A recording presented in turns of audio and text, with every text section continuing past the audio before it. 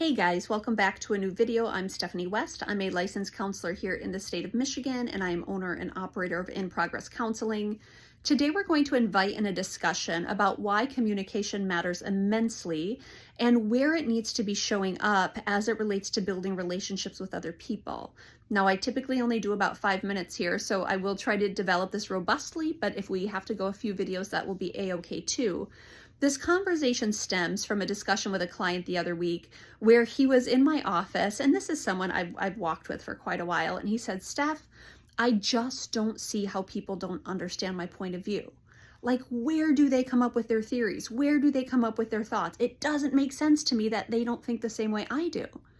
And so I used what I thought was a pretty delicious analogy with him. It was very simplistic, but I said, "Okay, look, friend, if I asked you how to get to your house from my office, tell me about that. What does that look like?" So he describes, well, I would go left here and I would go right here, and by this landmark, I would do this, and it would take me about this amount of time. And I said, "Okay, tell me about your street. What does that look like? How many houses down are you?" And he just went through really quick recall. And I said, "Okay, you meet someone walking out of this office and you say to them, 'Hey, just go from Steph's office to my home.' What would that result in? Confusion. Because you know that experience. You have time and time again driven the pathway from my office to your home, from your home to my office. You can tell me about it robustly. You can explain it in detail because that's your experience. And that's why you think the way you do, because of that experience and those pathways and that repetition. That's where you've landed on the ease of that pathway. Pardon me. That's how you landed on the ease of that being so familiar to you. But someone else that doesn't have that reference point is coming from a different experience. Even their experience of landing here at my office is different for them because they're coming from their home and they're describing their street and they're describing their intersections, and it's just different. So we're working at a fundamental gap in understanding when we just talk about things from our reference point. Now, what we can do is we can start to bridge the gap by sharing common understanding, agreeing on definitions. So someone says, "Well, I come from the west side." "Okay, I come from the east side." Now you're starting to give some context for one another. Someone says, "It takes me 10 minutes. The other person says, "It takes me 15 minutes. Okay, now we're finding patterns and rhythms where I can start to a little bit imagine your point of view and your experience. Someone says, "I have to take 131," and you're like, "Ooh, egads, I understand that one. That sounds treacherous," right?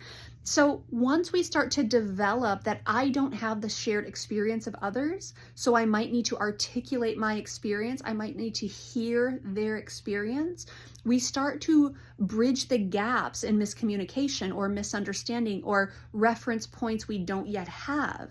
And that's okay, because my drive to my home from the office is different from your drive to my office back home, which is different from the next client's drive from here to home. They're all different, and that's okay. But what that means is we have to communicate effectively, saying, "Well, this is how I see it. This is how I landed where I landed. This is what it looks like to me. This is the time that it takes me." And we apply that to general communication. When I have a mismatch with someone, we have to start to develop, where do we share definitions? What might we have in common? Why do I understand it so differently? Those are robust, lovely human-to-human conversations, instead of just saying, "Well, you don't understand my point of view. Psh, I'm done with you," right? It's like, why would they understand your point of view?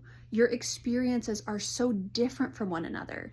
Even if you have a ton in common, our experiences are so different from one another. I had seen a meme the other day that said something to the effect of, "Unuttered expectations are premeditated resentments," meaning when I talk in very vague language and then get ticked off that you don't understand, I'm doing that to myself. I'm kind of setting a trap for you, not intentionally, but I'm not willing to communicate effectively about, okay, this is where it is, this is what it looks like, this is how you get there, this is what I'm assuming. If I'm not willing to do that, I'm going to land in a place of being really agitated with someone, or conversely, they're agitated with me for not communicating.